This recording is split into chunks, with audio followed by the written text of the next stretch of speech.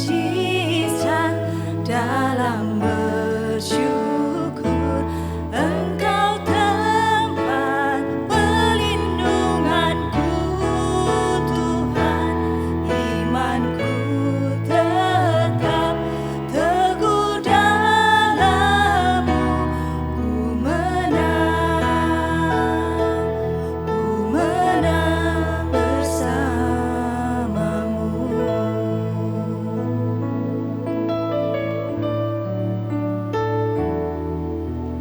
Tangan Tuhan tak kurang panjang untuk selalu menolong hidupku.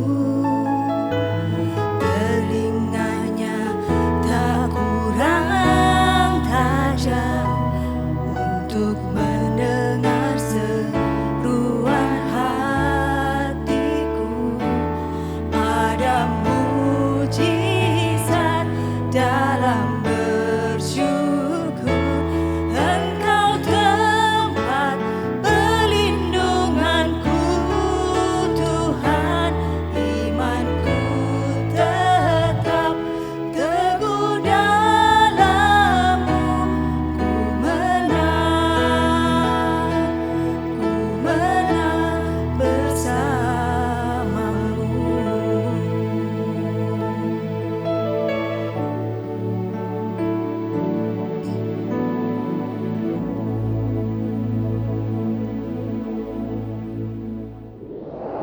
Shalom Bapak Ibu Saudara dimanapun Anda berada yang sedang mengikuti ibadah ini secara online. Mari bersama-sama kita masuk dalam hadiratnya lebih lagi. Kita mau tinggikan Dia, kita mau puji namanya sebab Dia Allah layak terima segala pujian kita. Haleluya. Thank you Jesus. Unto the Lord all the praises I sing, all the glory I give, for as long as I live. Unto the Lord all the praises I sing, all the glory I give forevermore.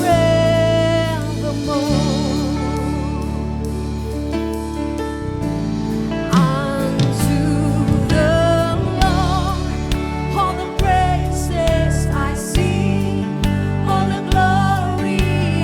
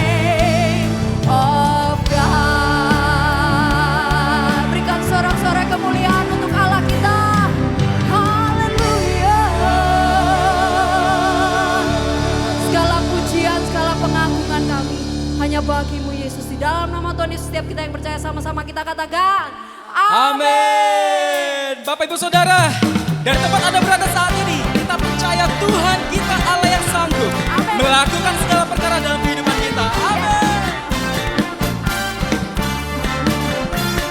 Mari kita akan pujian ini dengan sukacita katakan, apa yang tak pernah dilihat mata, yang tak pernah didengar telinga, yang tak pernah timbul di dalam hati, semua disediakannya bagi yang mengasihi. Sekali lagi katakan, apa yang tak pernah, apa yang tak pernah dilihat mata,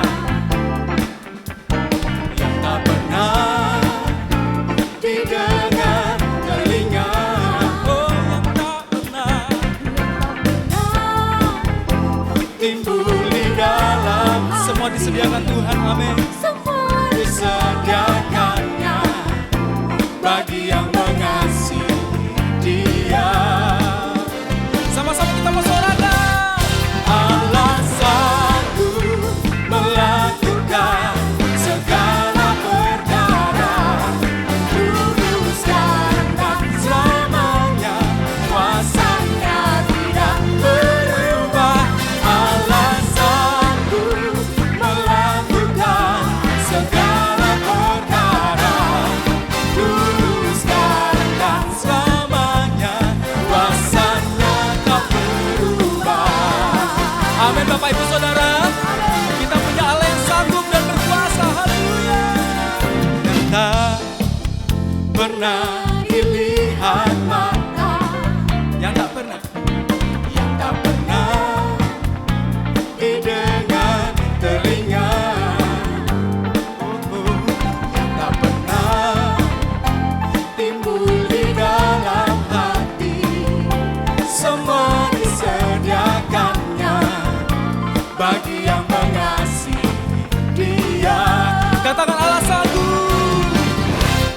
Allah sanggup melakukan segala perkara, dulu sekarang dan selamanya, kuasanya tidak berubah. Allah sanggup melakukan segala perkara, dulu sekarang dan selamanya, kuasanya tak berubah. Haleluya. Berikan sorak-sorai kemuliaan bagi Allah kita.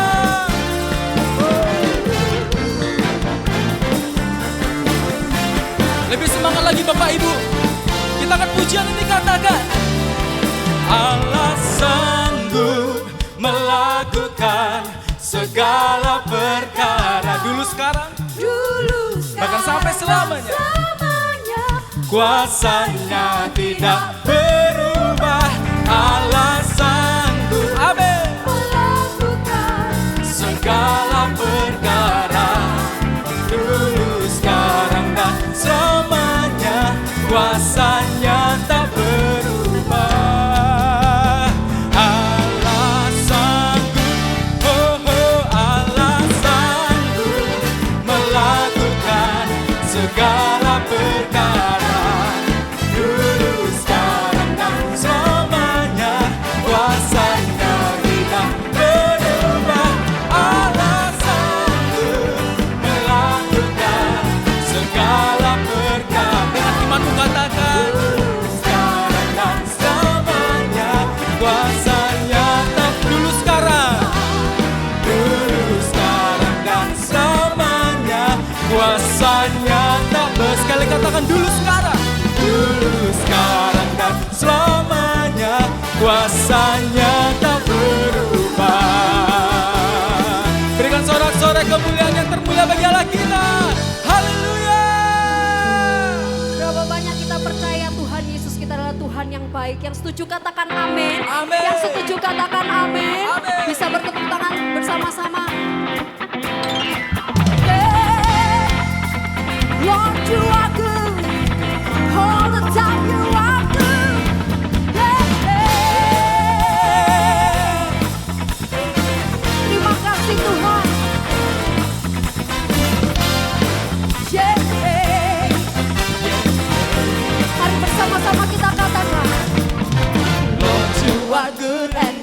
mercy endureth forever. Lord, you are good. Lord, you are good and your mercy endureth forever. Angkat tanganmu sama-sama katakan. People from every nation and tongue, from generation to generation, we worship you. Sing, hallelujah, hallelujah. We worship you for who you are. We worship you. We worship you. Hallelujah, hallelujah. We worship you for who you are. Oh, you are good. Tepuk tangan sama-sama sekali lagi lebih dahsyat bagi Allah kita. Katakan. Lord, you are good and your mercy endureth forever. Oh Lord, you are good. Lord, you are good and your mercy endureth forever. Sama-sama angkat suaramu. People from every nation and From generation. generation to Come on. we worship you. Sing it. Hallelujah, hallelujah. We worship you for who you are. We worship you. We worship you. Hallelujah, hallelujah. We worship you for who you are. You are good. Bisa ikuti saya Bapak Ibu Saudara. Ketika saya bilang God is good all the time. And all the time God is good. Come on church. You are good. You are good all the time. All the time. You are good. You are good. You are good All the time. all the time. You are good. Katakan. People from every nation and tongue, from generation to generation, we worship you. Hallelujah, hallelujah. We worship you for who you Satu kali are. lagi bisa lebih dahsyat. Oh, we worship you. Hallelujah, hallelujah. We worship you for who you are. For who you are. For who you are. For who you are. You are good. Berikan tepuk tangan bagi Allah kita. Hallelujah. Amin. Mari kita siapkan hati kita untuk berdoa bagi bangsa dan negara. Mari kita berdoa. Bapa, kami mengucap syukur memiliki Tuhan seperti Engkau yang hanya sejauh doa. Kapan saja kami ingin berkomunikasi dengan Engkau, Engkau hadir beserta dan menjawab kami.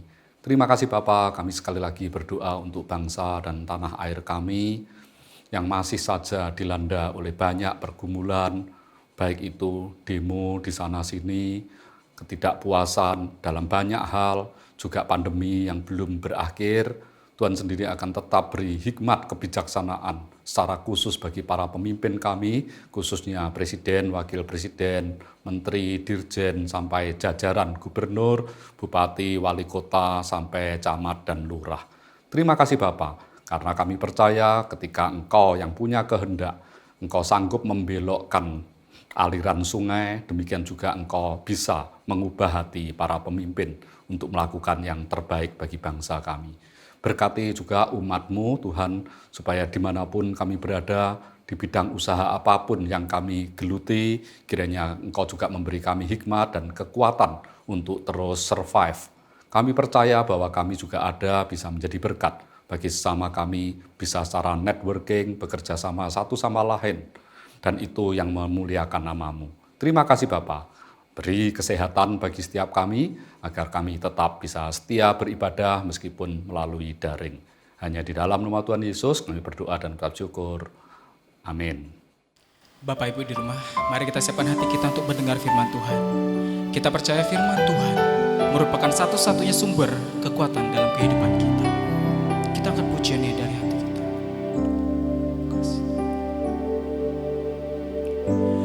Ku datang kepadamu, kau terima diriku, kau segarkan jiwaku.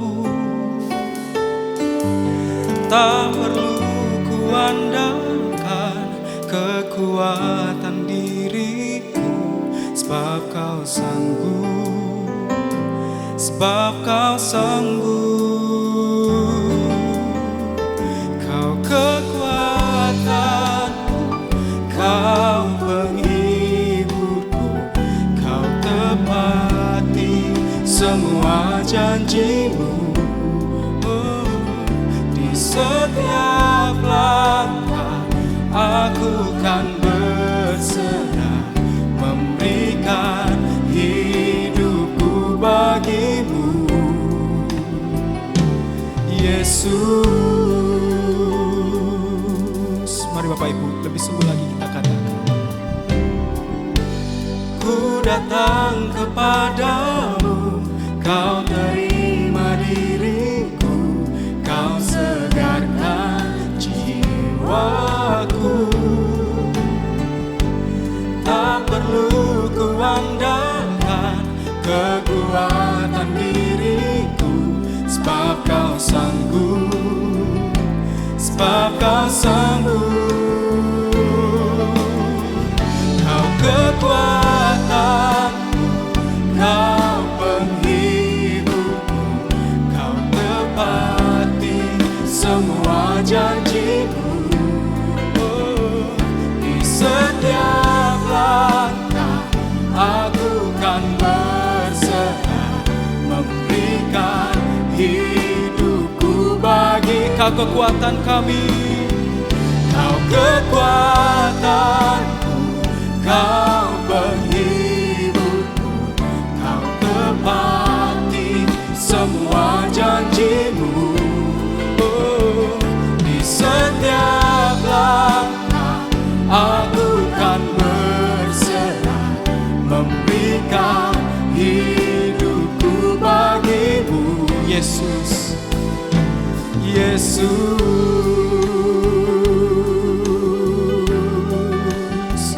Haleluya.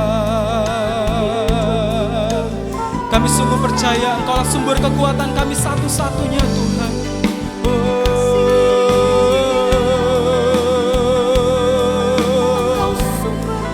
Kami mau mengandalkan Tuhan. Haleluya. Hanya Kau Yesus Tuhan, sumber kekuatan kami.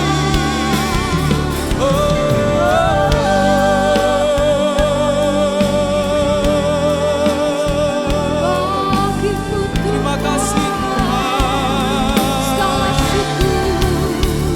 Kau kekuatanku, Kau penghiburku, Kau tepati semua janji.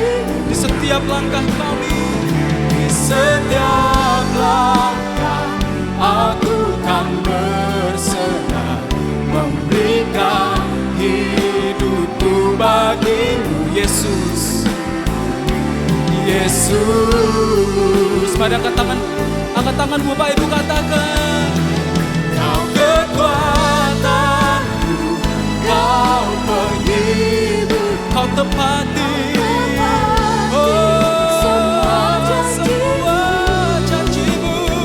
Di setiap langkah aku kan berserah, memberikan hidupku bagimu, memberikan hidup kami, memberikan hidupku bagimu. Sekali lagi katakan, memberikan hidupku bagimu,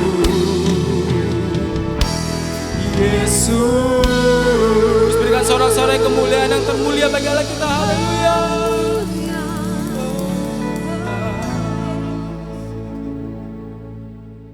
Oke, shalom Bapak Ibu yang dikasih Tuhan. bersyukur di hari ini kita boleh kembali beribadah dan saya percaya semua dalam keadaan baik-baik saja. Dan kita terus mempercayai bahwa Tuhan yang kita sembah adalah Tuhan yang terus menguasai, mengendalikan, mengontrol semua keadaan yang sementara terjadi. Apapun keadaan Bapak Ibu di kesempatan hari ini, percayalah bahwa Dia Allah Immanuel, Allah yang akan terus menyertai, menolong kehidupan Anda dan saya. Dan sebelum kita mulai firman Tuhan pada kesempatan hari ini, mari kita tundukkan kepala sejenak, saudara, kita akan berdoa. Bapa kami yang di dalam nama Yesus kami panggil, Engkau hadir di tengah-tengah kami pada saat ini. Dan saat ini Tuhan, kalau sebentar nanti kami akan menerima kebenaran firman-Mu. Engkau yang mengurapi setiap kami, Engkau yang mencelikkan mata hati kami. Engkau yang mencelikkan mata roh kami. Supaya kami boleh melihat kebenaran-Mu hadir di tengah-tengah kami. Dan kebenaran itu menuntun kami dalam seluruh pengenapan setiap maksud Tuhan dalam hidup kami. Terima kasih menit-menit ke depan kami percaya menjadi menit yang bernilai. Menit yang menolong kehidupan kami. Menit yang akan memberkati hidup kami Bapa. Terima kasih hamba-Mu berdoa. Dimanapun setiap kami umat-Mu menerima pesan ini, kami percaya pesan-Mu datang untuk menolong, menuntun, memberkati kehidupan kami.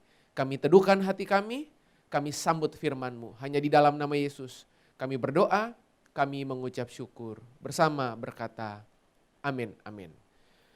Dan kesempatan hari ini, Bapak Ibu yang dikasihi Tuhan, saya mau berbagi satu topik, satu pelajaran yang saya beri judul New Perspective.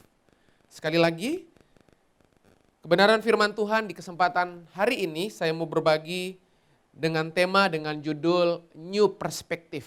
Ya. Nah, menurut Kamus Besar Bahasa Indonesia, apa sih arti dari perspektif?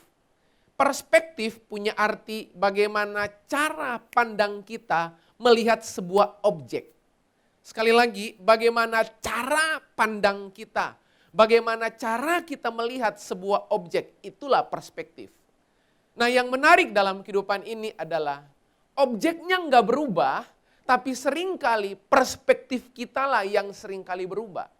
Ya, objeknya mungkin tetap ada di sebuah lokasi, tetap ada di sebuah tempat, tapi cara kita melihat sebuah kondisi, cara kita melihat sebuah situasi dan keadaan, bahkan objek yang kita lihat itu yang sering kali kemudian sering berubah.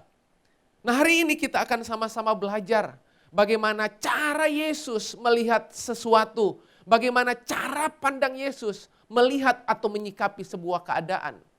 Dan percayalah Bapak Ibu yang dikasihi Tuhan, saudara yang dikasihi Tuhan, bahwa bagaimana cara Anda memandang sesuatu itu akan sangat menentukan apa yang akan Anda simpulkan. Bagaimana Anda melihat sesuatu itu akan sangat menentukan bagaimana Anda akan bertindak. Jadi cara pandangmu akan menentukan cara Anda mengambil kesimpulan. Dan cara Anda mengambil kesimpulan itu akan sangat menentukan bagaimana Anda bertindak dalam keseharian Anda. Bahkan seringkali tindakan-tindakan kita lahir dari sebuah pilihan-pilihan harian yang kita buat. Jadi sebenarnya Anda yang sesungguhnya adalah pilihan-pilihan, keputusan-keputusan yang Anda buat, yang Anda pilih dalam kehidupan Anda. Dan pilihan keputusan tersebut lahir dari cara Anda melihat, cara Anda memandang situasi dan kondisi. Itu sebabnya sebelum kita nanti melihat satu perikop, satu pasal di Alkitab, kita seringkali menyadari tanpa Anda mungkin sadari apa enggak, atau mungkin dalam situasi tertentu, ya, bagaimana kita melihat itu akan sangat mempengaruhi banyak hal dalam kehidupan kita. Nah itu sebabnya hari ini mari kita akan sama-sama melihat dari kitab Injil Yohanes pasal yang ke-9. Injil Yohanes pasal yang ke-9, ayat yang pertama sampai dengan ayat yang ke-11. Ayat yang pertama sampai ayat yang ke-11. Ada beberapa poin atau beberapa hal yang kita akan pelajari di kesempatan hari ini dari kitab Injil Yohanes pasal yang ke-9. Title atau judul perikopnya, orang yang buta sejak lahirnya. Wow, ya. Anda bisa bayangkan sejenak sebelum kita membaca ayat pertama dan seterusnya. Dikatakan orang ini buta bukan pada usia tertentu. Orang ini mengalami kebutaan bukan pada musim tertentu dari kehidupannya, usia tertentu, tahun tertentu. Tapi jelas Alkitab mencatat, Alkitab menulis bahwa orang ini buta sejak lahir. Jadi begitu anak ini atau orang ini lahir ke dalam dunia lewat rahim seorang ibu, Alkitab menulis bahwa orang ini sejak lahir udah buta, dalam kondisi buta. Nah, kita lihat hal yang menarik dari ayat yang pertama sampai ayat yang ke-11. Kita lihat ayat yang pertama, Bapak Ibu Saudaraku, ayat pertama, waktu Yesus sedang lewat, ya, ia melihat seorang yang buta sejak lahirnya. Jadi ayat pertama dibuka dengan sebuah situasi keadaan di mana Yesus barusan sedang lewat, tentunya setelah Yesus dikecam, ya. Yesus dikecam oleh banyak ahli-ahli Taurat, ya. Orang-orang Farisi pada masa itu, pada saat itu Yesus lewat dan Alkitab mencatat ia melihat seorang yang buta. Tentunya proses Yesus melewati orang itu, tentunya proses di mana Yesus lewat, situasi kondisi itu Yesus melihat, Alkitab bilang. Dia melihat situasi dan dia melihat keadaan itu dan apalagi dia melihat si orang buta tersebut. Nah, perhatikan ayat kedua.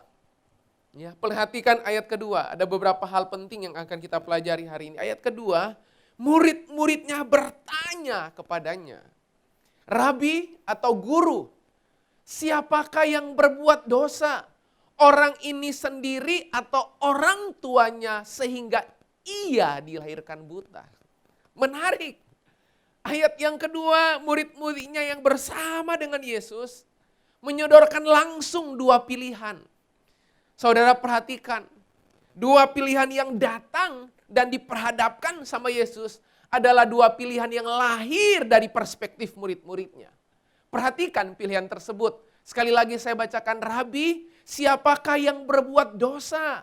Langsung menghakimi, langsung mengerucut, langsung diputuskan oleh kedua belas muridnya. Yesus atau Rabi, mana yang berbuat dosa? Orang ini sendiri atau orang tuanya sehingga ia dilahirkan buta.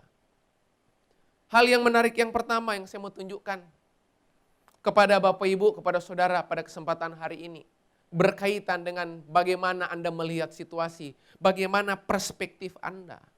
Perhatikan dengan baik. Hal yang pertama sebelum Anda ngambil sebuah keputusan, hal yang pertama sebelum Anda mengambil sebuah kebijakan, hal yang pertama sebelum Anda memilih sesuatu, pastikan apa yang Anda pilih, pastikan apa yang Anda putuskan itu tidak lahir dari roh yang menghakimi. Bahkan murid-muridnya terjebak pada hal ini, Bapak Ibu. Rabi, siapakah yang berbuat dosa? Orang ini sendiri atau orang tuanya sehingga ia dilahirkan buta. Jadi pilihannya cuma dua. Pilihan yang pertama adalah yang berbuat dosa itulah orang ini sendiri karena dia buta sejak lahir, atau orang ini buta karena kesalahan, pelanggaran, dosa dari kedua orang tuanya. Kalau Anda menjadi Yesus dan Anda diperhadapkan pada pertanyaan ini, Anda akan pilih jawaban yang mana, Bapak Ibu yang dikasihi Tuhan? Saudara akan pilih pilihan yang mana? Saya yakin ini pilihan yang berat menurut Anda. Menurut kita mungkin pilihan yang sulit. Karena kemudian kalau saya memilih bahwa yang berbuat dosa itu adalah orang itu sendiri, akan terjadi perdebatan pula. Sebaliknya kalau saya berkata bahwa yang berbuat dosa sampai anak ini lahir buta adalah orang tuanya, kemudian beramai-ramai orang tuanya akan segera dihakimi. Nah, yang menarik, ayat yang ketiga. Sebelum saya pindah ayat yang ketiga, saya mau ingatkan sekali lagi buat Anda di kesempatan saat ini, bahwa jangan sampai ambil keputusan, jangan sampai Anda menyodorkan pilihan itu lahir dari roh yang menghakimi, lahir dari pilihan-pilihan yang menghakimi. Berhati-hatilah. Karena seringkali apa yang Anda nilai itu yang Anda akan putuskan. Apa yang Anda yakini itu yang Anda pilih. Apa yang Anda percayai itu yang Anda putuskan dalam kehidupan Anda. Makanya berhati-hati dengan cara pandang Anda. Berhati-hati dengan apa yang Anda percayai, apa yang Anda yakini. Sebab semuanya itu berujung pada pilihan, tindakan, keputusan yang Anda ambil. Ketika Yesus diperhadap dengan pertanyaan seperti itu, saudara. Kita lihat ayat yang ketiga. Di ayat yang ketiga, jawab Yesus, bukan dia dan bukan juga orang tuanya. Tetapi karena pekerjaan Allah harus dinyatakan di dalam dia. Wow, jawab Yesus, bukan orang ini dan bukan juga orang tuanya. Sekali lagi jawab Yesus, yang kemudian bersalah atau kemudian yang berbuat kemudian semua ini terjadi bukan orang tuanya, bukan orang yang buta sejak lahir. Tapi Alkitab mencatat, tetapi karena pekerjaan-pekerjaan Allah harus dinyatakan di dalam dia. Harus dinyatakan di dalam dia. Masih ada kaitannya dengan poin pertama sebelum saya masuk poin kedua di ayat yang lain. Sadari bahwa dalam kehidupan ini, sadari sekali lagi dalam kehidupan ini, apa saja yang Anda pilih, apa saja yang Anda putuskan. Kalau tadi di awal yang saya katakan, jangan Anda memutuskan karena keinginan menghakimi orang. Jangan Anda memilih karena keinginan membalas, keinginan untuk menghakimi, membalas orang lain. Tapi mari Anda belajar, Anda lihat bagaimana perspektif Yesus. Percayakah Anda bahwa sampai saat ini Tuhan akan selalu merancang hal-hal yang baik buat kehidupan Anda dan saya. Apapun situasinya, apapun keadaan yang sementara terjadi, percayalah Tuhan punya perspektif yang berbeda. Mungkin bagi Anda hari-hari ini mendengarkan kebenaran ini dan berkata keadaan sulit, keadaan susah, keadaan tidak menguntungkan, keadaan tidak memihak Anda. Percayalah bahwa Tuhan sampai saat ini masih terus bekerja. Tuhan sampai saat ini masih akan tetap terus menolong kehidupan Anda. Makanya di ayat ini Yesus tidak terjebak pada pilihan murid-muridnya. Percayalah yang harusnya Anda lakukan. Bukan dengan roh menghakimi. Tapi mari kita lihat di ayat yang ketiga sekali lagi. Bagaimana cara Yesus menangani, bagaimana Yesus memilih dan memutuskan dari perspektifnya Yesus. Yesus berkata sederhana. Bukan dia dan bukan juga orang tuanya. Tetapi karena pekerjaan-pekerjaan Allah harus dinyatakan di dalam dia. Murid-muridnya fokus menghakimi. Sementara Yesus fokus untuk menyadarkan murid-muridnya apa kehendak Bapaknya dalam kehidupan si orang buta ini. Apa kehendak Tuhan lewat sebuah keadaan, lewat sebuah kejadian. Apa yang mesti kita evaluasi, apa yang mesti kita pikirkan, apa yang mesti kita daur ulang, apa yang mesti kita perkuat. Apa yang mesti kita rilis, apa yang mesti kita lepaskan dalam kehidupan ini, dan apa yang mesti kita kokohkan.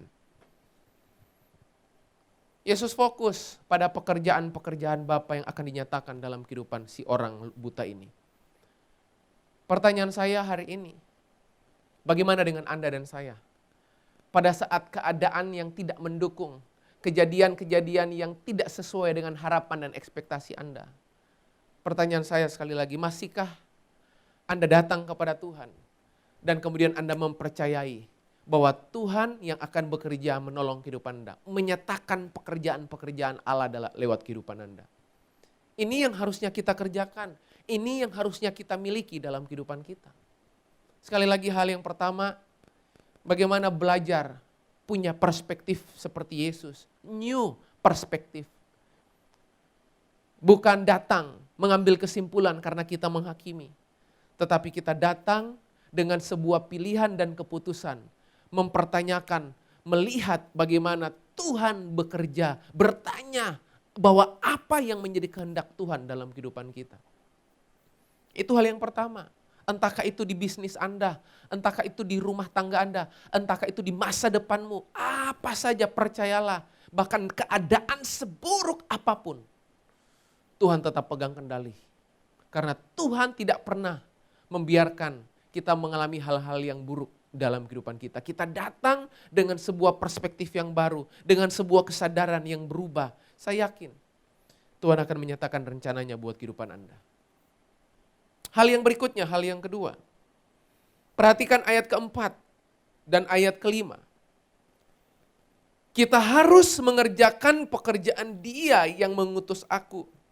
Selama masih siang dan datang malam, di mana tidak ada seorang pun yang dapat bekerja.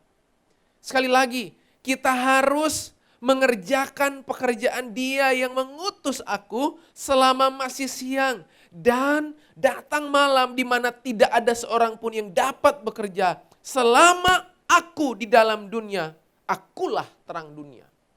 Wow.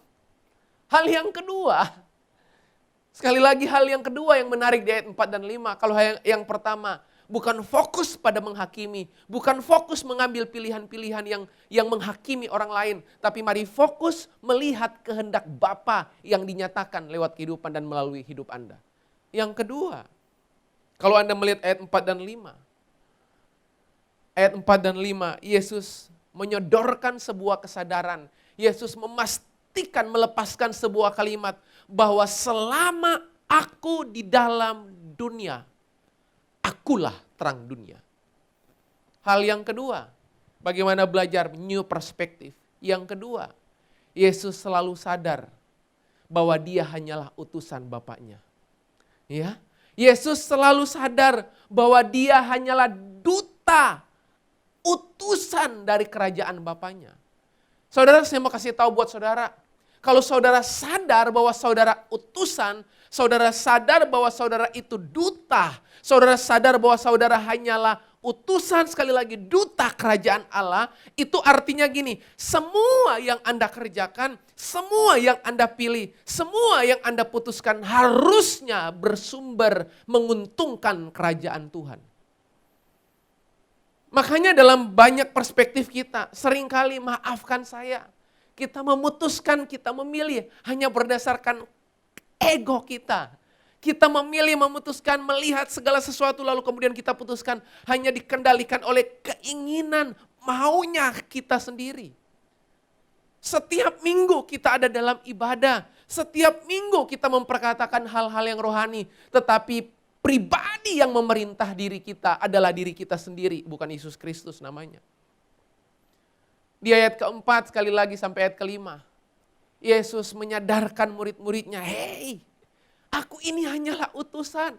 Berarti kalau aku diutus Bapakku, sudah selayaknya, sudah sewajarnya aku memandang, melihat perspektifku harus sesuai dengan perspektif Bapakku. Pertanyaannya, di kesempatan saat ini, masihkah saudara sadar bahwa dalam berbisnis Anda hanyalah utusan?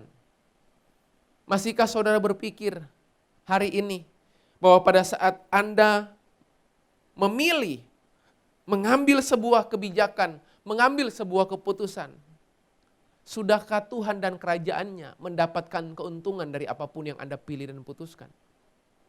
Ini hal yang menarik, saudaraku. Ini hal yang menarik yang harusnya kita sikapi bersama-sama.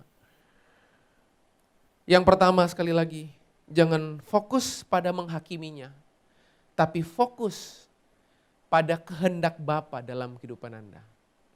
Itu new perspektif yang pertama.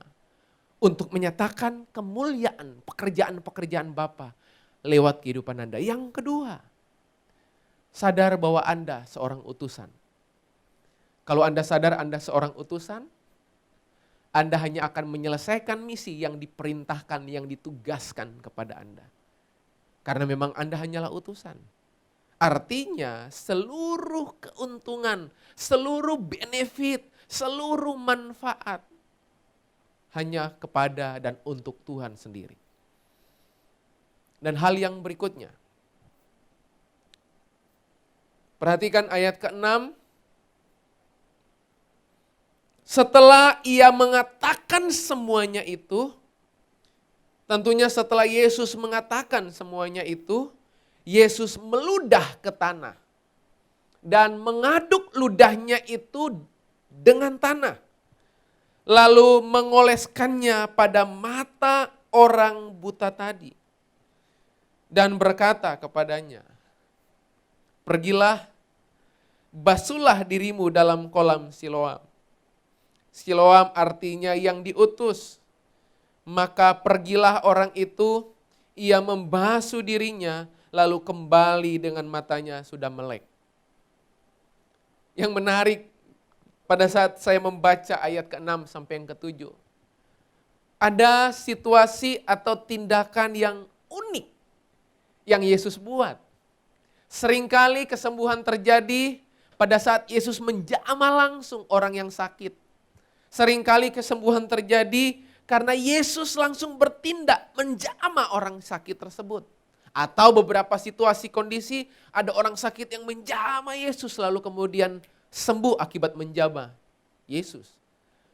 Tapi di ayat ini, di kisah ini menarik sekali. Yang Yesus lakukan tidak seperti biasanya. Yang Yesus kerjakan tidak seperti pada biasanya. Kalau Anda di posisi murid-muridnya, Anda pasti penasaran dengan apa yang Yesus buat. Sekali lagi setelah ia mengatakan semuanya itu, ia meludah ke tanah dan mengaduk ludahnya itu dengan tanah lalu mengoleskannya pada mata orang buta tadi.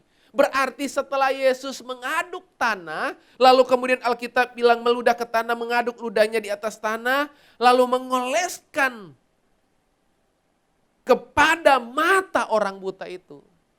Di ayat ini tidak terjadi langsung kesembuhan.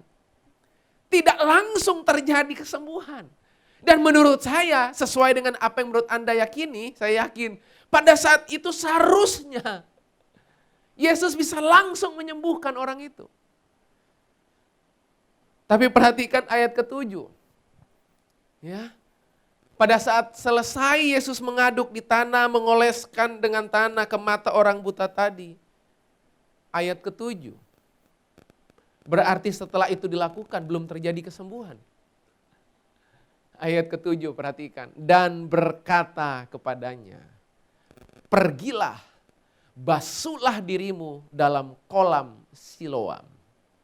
Perhatikan, Siloam artinya yang diutus. Ingat poin yang kedua tadi, yang diutus, Anda hanyalah utusan. Nah, menarik di sini. Berarti kesembuhan orang buta ini tidak terjadi pada sesaat setelah Yesus mengoles mata orang buta itu dengan ludah dengan yang udah kecampur dengan tanah. Tapi kesembuhan baru terjadi pada saat orang buta itu pergi ke kolam Siloam, lalu membasuh diri di kolam itu, dan kemudian setelah itu matanya terbuka. Hal yang ketiga, untuk Anda bisa melihat perspektif yang benar, perhatikan dengan baik. Anda butuh yang namanya ketaatan kecil. Anda butuh yang namanya ketaatan yang sederhana. Seringkali di saat Anda taat, ya, Anda akan bisa melihat apa yang Tuhan maksudkan. Waktu Anda belajar taat, hal yang kecil, dengar baik-baik, ketaatan kecil mungkin sepele, ketaatan kecil mungkin sederhana, tapi ketaatan yang kecil itu, yang sederhana itu, akan menggiring Anda pada terobosan-terobosan besar dalam kehidupan Anda. Hanya sepele. Sepele menurut orang, besar menurut Tuhan. Sepele menurut banyak orang, tapi belum tentu sepele menurut Tuhan. Saya kagum dengan apa yang Yesus lakukan. Sekali lagi ini bicara apa? Perspektif. Anda mungkin kalau punya pengalaman seperti murid-muridnya melihat Yesus menyembuhkan. Mereka akan berpikir pada saat Yesus meludah ke tanah dan mengoleskan ludahnya dengan tanah, lalu mengoleskannya ke mata orang buta itu. Sesaat langsung sembuh, bukan? Tapi yang menarik, setelah dioleskan dalam kondisi buta matanya dioleskan dengan tanah oleh Yesus. Kemudian ada perintah. Pergilah, basuhlah dirimu dalam kolam Siloam. Bagaimana dengan Anda dan saya? Masihkah kita hidup dalam ketaatan di hari-hari ini? Ingat baik-baik, pada saat Anda taat, Tuhan akan buka hal-hal yang sulit di depan Anda. Tuhan akan perlahan-lahan bukakan itu. Sehingga Anda bisa melihat sesuatu dengan lebih jelas. Lewat apa? Ketaatan, langkah demi langkah yang kecil. Ketaatan-ketaatan kecil yang Anda lakukan di keseharian Anda. Setiap waktu, setiap saat, mungkin setiap detik dalam kehidupan Anda. Itu yang harusnya kita lakukan. Makanya coba perhatikan, makin taat, makin terlihat. Seringkali dalam kehidupan kita nggak mau melangkah karena kita pingin tahu semuanya. Perspektif kita pingin lihat semuanya. Tapi di kisah ini, Yesus menunjukkan perspektif yang perlahan tapi pasti. Ya, kamu harus pergi ke kolam Siloam, basuh dirimu di situ, lalu kemudian nanti kamu akan sembuh. Nanti kita akan lihat ayat berikutnya. Sederhana. Sekali lagi yang ketiga, mari. Kalau Anda ingin mengalami perspektif yang benar, ya, yang pertama sekali lagi, jangan datang dengan kondisi dengan roh yang menghakimi. Tapi mari datang dengan motif apa maksud Tuhan dalam kehidupan Anda.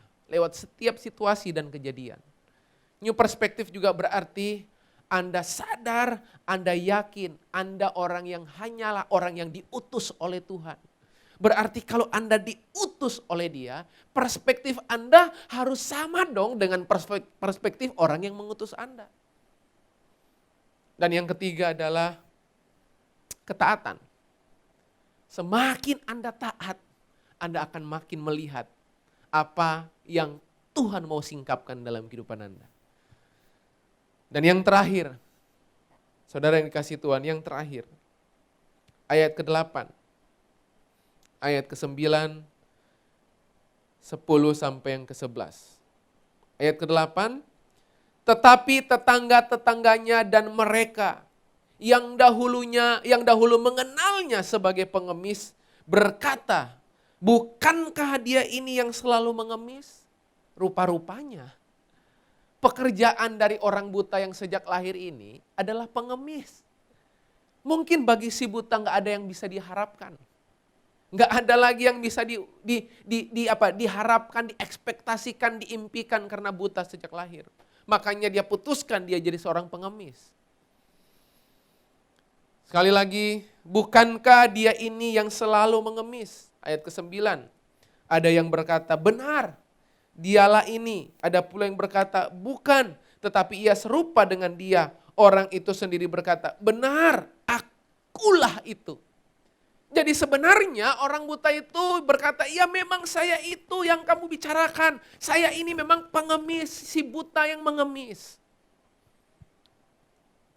Ayat 10, kata mereka kepadanya,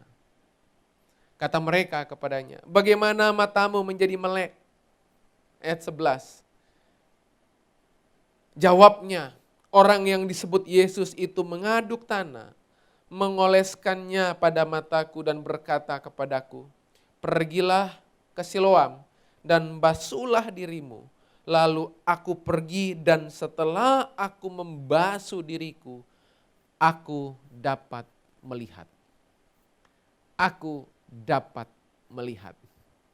Yang terakhir, yang keempat, yang saya mau bagikan kepada Bapak Ibu Saudara yang dikasihi Tuhan, dimanapun Anda mendengarkan pesan ini. Yang keempat yang saya mau tekankan sekaligus menjadi poin yang terakhir kita di kesempatan hari ini. Yang keempat, mari orang yang punya new perspektif akan punya mentalitas yang benar. Yang keempat, orang yang punya new perspektif, punya new mentality. Punya perspektif yang benar, makanya mentalitasnya benar. Perhatikan, Orang ini menceritakan Yesus.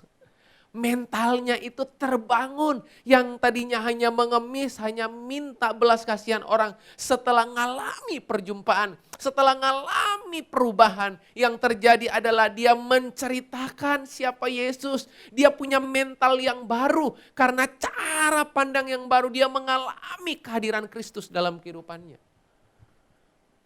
Orang yang punya new perspektif selalu punya mentalitas yang baru. Apa mentalitas yang baru? Semua yang dikerjakan, semua yang diungkapkan, semua yang dibicarakan, Christ center, terpusat kepada Kristus. Ya, saya kemudian akan sangat meragukan kalau Anda berkata Anda punya perspektif yang baru setelah Anda baca firman, tapi kehidupan Anda, mental Anda masih tetap terus pada egosentris, bukan Christ center. Orang buta ini sekali lagi, dengan beraninya dan tanpa malu, tanpa takut, dia bercerita kepada orang-orang yang bertanya kepada dia. Kalau saudara membaca terus kisah ini, ya, saudara akan melihat orang-orang Farisi mulai mengecam Yesus, orang-orang Farisi mulai mengecam orang buta ini. Kenapa dikecam? Karena hari itu hari Sabat. Problem lagi. Tapi hari ini saya berdoa, biar apa yang kita pelajari, 4 poin ini akan menolong kehidupan Bapak Ibu, saudara yang dikasih Tuhan. Memiliki new perspektif di dalam Kristus. Ingat sekali lagi, orang ini buta sejak lahir, berarti ada problem dengan matanya, ada problem dengan penglihatannya, ada problem dengan perspektifnya. Mungkin hari ini Anda mendengarkan firman ini, kondisi Anda nggak buta secara fisik, bukan? Anda tetap bisa melihat, saya berkhotbah. Anda bukan cuma bisa melihat, tapi Anda mampu mendengar apa yang saya sampaikan. Tapi berapa banyak dalam kehidupan kita, mata jasmani kita terlihat, mata jasmani kita berfungsi, tapi mata rohani kita problem. Nah, di hari ini, firman Tuhan datang. Bagaimana dengan keadaan mata roh Anda? Mata hati Anda, mata batin Anda, mata rohani Anda melihat segala sesuatu. Ingat baik-baik, dalam kehidupan kita akan selalu diperhadapkan dengan pilihan demi pilihan. Setelah Anda mendengarkan firman ini, setelah Anda beribadah, Anda akan diperhadapkan dengan pilihan apa yang Anda akan kerjakan setelah ini. Dan pilihan-pilihan akan selalu ada di depan Anda. Dia nggak akan pernah menghindari Anda. Dia nggak akan pernah mundur dari Anda. Dia akan tetap selalu berhadapan dengan Anda. Dan Anda akan selalu berhadapan dengan pilihan-pilihan tersebut. Dan selalu pilihan akan lahir dari perspektif Anda melihat. Perspektif Anda akan sangat menentukan kesimpulan yang Anda akan ambil. Dan kesimpulan yang Anda akan ambil akan sangat menentukan tindakan-tindakan yang Anda pilih. Lahir dari kesimpulan yang Anda pilih, kesimpulan yang Anda ambil, lalu kesimpulan yang Anda ambil itu lahir dari perspektif Anda melihat segala sesuatu. Doa saya, 4 poin ini akan mengantar Anda memasuki musim-musim yang baru di hari-hari ke depan. 2 bulan lagi kita akan tinggalkan, ya, tahun 2020, mari miliki new perspektif dengan 4 poin ini. Fokus bukan menghakimi, tapi fokus pada kerajaan Allah, keuntungan, kehendak Tuhan dalam kehidupan Anda. Pertanyakan apa maksud Tuhan dalam kehidupan Anda. Keadaan apapun yang terjadi. Yang kedua, mari sadar bahwa Anda hanyalah utusan. Hanyalah utusan. Orang yang diutus fokusnya menyenangkan tuannya. Menyenangkan orang yang mengutus dia. Makanya seluruh perspektifnya harus sesuai dengan perspektif orang yang mengutus dia. Yang ketiga, mari miliki ketaatan-ketaatan yang mungkin sederhana, yang mungkin sepele, yang mungkin kecil. Tapi ketaatan itu akan antar Anda mengalami perspektif Tuhan dalam kehidupan Anda. Mengalami terobosan-terobosan besar dalam kehidupan Anda. Dan yang terakhir, orang yang punya new perspektif akan punya new mentality. Ya, keuntungannya sekali lagi untuk Tuhan. Bukan untuk kebanggaan diri, tetapi Kristus center. Ya, pusatnya Kristus, bukan ego Anda. Bukan apa? Bukan kebanggaan Anda. Bukan kemudian supaya Anda dapat kredit poin, Anda dapat pujian dari orang lain. No, tapi segala sesuatu yang Anda kerjakan, kepentingannya untuk Tuhan dan kerajaannya. Saya berdoa, kebenaran ini bisa menolong kehidupan Bapak Ibu Saudara yang kasih Tuhan. Dan percayalah, mari bersama-sama mengarungi segala sesuatu yang ada di depan kita. Sebab Tuhan yang Anda sembah adalah Tuhan Immanuel. Dia akan menyertai kehidupan Anda. Selamat hari Minggu. God bless you all. Tuhan Yesus memberkati. Mari kita datang kepada Tuhan. Kita berdoa. Bapa, kami bersyukur buat kesempatan hari ini. Kami bersyukur sebab firman-Mu mengokohkan kami. Firman-Mu menasihati kami. Firman-Mu mengajar kami. Tuhan, biar kesempatan hari ini kami datang. Mari Tuhan tahirkan cara berpikir kami. Basuh setiap cara berpikir kami. Perspektif kami melihat. Kalau ada yang salah, mari Tuhan lumuri dengan minyak-Mu. Basuh kami dengan minyak-Mu yang kudus. Supaya waktu kami melihat segala sesuatu, kami punya perspektif, kami punya cara pandang, kami punya cara melihat seperti Kristus melihat. Terima kasih menteraikan firman-Mu, hamba berdoa dimanapun umat-Mu kami mendengarkan firman ini Tuhan. Kami dinasihati, kami diingatkan, kami ditegur, dan rancangan-Mu yang sempurna boleh terjadi dalam kehidupan kami. Terima kasih, hamba-Mu selesai, Roh-Mu yang kudus menerjemahkan firman-Mu Tuhan dengan lebih lengkap Tuhan. Supaya setiap kami saat mendengarnya kami diingatkan, saat mendengarnya kami dipulihkan, saat mendengarnya kami bertindak, dan saat mendengarnya kami mengerjakan seluruh yang Tuhan mau untuk kami selesaikan. Terima kasih Bapa, kami serahkan semuanya hanya di dalam nama Yesus, nama yang berkuasa mengubah kehidupan kami. Kami sudah berdoa mengucap syukur. Haleluya, bersama berkata amin, amin. Tuhan Yesus memberkati Bapak Ibu. Saudara yang dikasihi Tuhan Yesus Kristus, setiap kita di dalam hidup ini pasti memiliki orang-orang yang berjasa. Apakah itu orang tua kita, saudara kandung kita, apakah itu guru, dosen, pendeta, pembina rohani, mentor yang membawa kita sukses di dalam pekerjaan atau secara kerohanian. Biarlah kita tidak melupakan mereka. Di dalam kebenaran firman, kita juga melihat begitu banyak pahlawan-pahlawan iman. Di dalam Ibrani pasal yang ke-11, kita melihat nama yang pertama disebut Habel sebagai seorang yang sungguh menjadi teladan di dalam memberikan yang terbaik bagi Tuhan. Kita juga membaca kisah tentang Henoh, seorang yang memberikan waktunya bergaul dengan Tuhan sampai dia terangkat dan tidak mengalami kematian. Ada banyak nama-nama lain seperti Abraham menjadi bapa orang yang beriman. Walaupun tidak sempurna, pernah tersandung dalam hidupnya, tetapi kita melihat bagaimana Tuhan sungguh memberkati hidup Abraham dan keturunannya. Kita juga mendengar orang seperti Raja Daud yang juga jauh dari sempurna. Tapi Tuhan berkata, hambaku ini berkenan kepada Tuhan. Di dalam perjanjian baru, kita melihat orang seperti Petrus, begitu dekat dengan Tuhan, tapi juga menyangkal Yesus 3 kali. Tuhan membuka kedua tangannya, memberikan kesempatan yang baru kepada Petrus. Gembalakanlah domba-dombaku. Kita juga membaca kisah hidup tentang Saulus yang kemudian mengubah hidupnya menjadi Paulus. Dia berkata, di antara semua orang akulah yang paling berdosa. Akulah yang paling buas, paling jahat, membunuh orang-orang percaya. Tapi Tuhan sanggup mengubah hidupnya 180 derajat menjadi Paulus, seorang hamba Tuhan yang hidupnya bukan lagi untuk dirinya sendiri, tapi bagi Kristus. Saudara yang dikasihi Tuhan Yesus Kristus, kita juga tidak melupakan pahlawan-pahlawan bangsa dan negara kita Indonesia.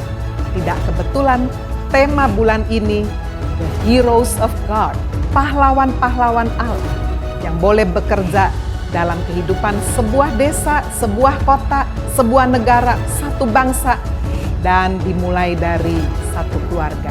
Dimulai dari diri Anda. Marilah kita boleh menjadi pahlawan bagi orang di sekeliling kita, berjuang, mempertaruhkan kehidupan kita, menjadi berkat bagi banyak orang. Amin. God bless you. Ketika mendengarkan orang bersaksi. Bagaimana Tuhan tolong bisnisnya, bagaimana Tuhan sembuhkan dari kanker stadium akhir. Kita hanya berkata, itu kan kamu, bukan saya. Seringkali ketika kita tidak mengalami perjumpaan pribadi dengan Tuhan Yesus, tidak punya pengalaman iman yang seperti itu, kita tidak percaya. Tetapi saat Tuhan betul-betul bela kita, Tuhan campur tangan, saat kita menoleh ke belakang, kita bisa terkagum-kagum bagaimana Tuhan bisa menolong dan menyertai kita.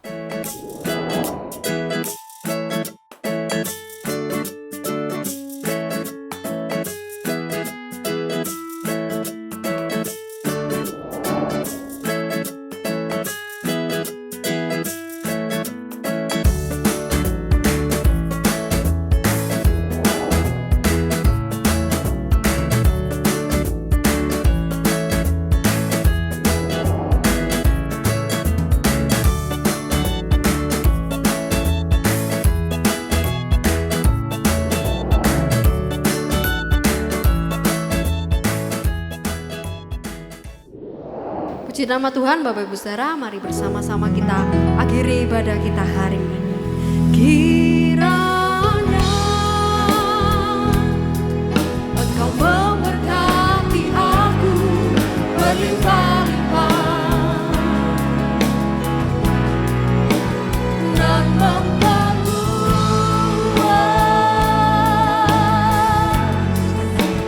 daerahku.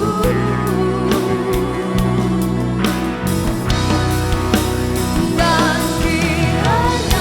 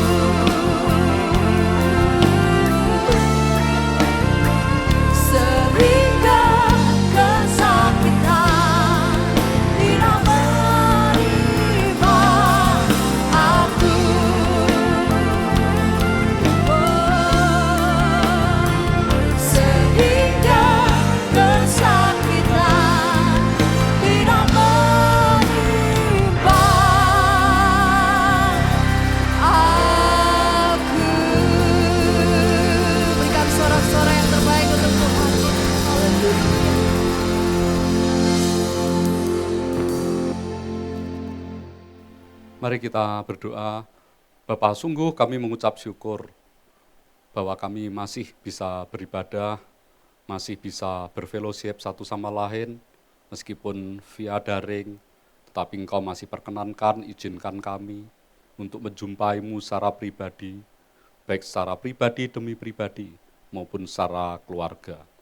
Kami percaya Tuhan, bahwa jika ada di antara keluarga kami yang belum mengenal Engkau, biarlah Tuhan sendiri akan menjamah, Roh Kudus-Mu akan membuat mereka berbalik kembali kepada Engkau. Berkati jemaat-Mu, jika ada yang sakit Tuhan jamah dan sembuhkan. Jika ada yang mengalami kelemahan, Tuhan beri kekuatan. Jika ada yang semangatnya mulai padar dan patah, Tuhan beri semangat yang baru. Terima kasih Bapa. Tiba saatnya bagi kami untuk kembali ke aktivitas kami masing-masing. Biarlah Bapak, Ibu, Saudara boleh berdiri dan mengangkat kedua tangan, menerima berkat Tuhan, serta mengaminkannya. Diberkatilah engkau, hai kaum pria. Diberkatilah engkau, hai kaum wanita. Diberkatilah anak-anakmu, diberkatilah seluruh keluargamu.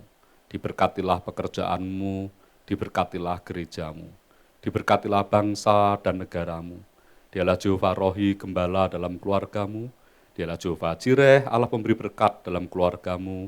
Dialah Jehovah Shalom, Allah pemberi damai dalam keluargamu. Dialah Jehovah Rafa, Allah penyembuh keluargamu. Dialah Jehovah Sikenu, Allah panji kebenaran keluargamu. Dialah Jehovah Syama, Allah pengawal keluargamu. Dialah Jehovah Nisi, Allah panji kemenangan keluargamu. Jemaat Happy Family Center dan siapapun yang ikut ibadah daring yang Tuhan Yesus kasihi, terimalah berkat rahmat dan anugerah dari Allah Bapa di surga, berkat cinta, kasih dan pengampunan dosa dari Tuhan Yesus Kristus, pertolongan dan penghiburan dari Allah Roh Kudus yang menyertai dan memberkati engkau dan keluargamu, mulai dari hari ini sampai Maranatha Tuhan Yesus datang yang kedua kali. Dan setiap kita yang sudah Tuhan Yesus berkati dan sertai, mari sama-sama katakan, amin. Happy Sunday, Tuhan Yesus memberkati kita semua. Amin.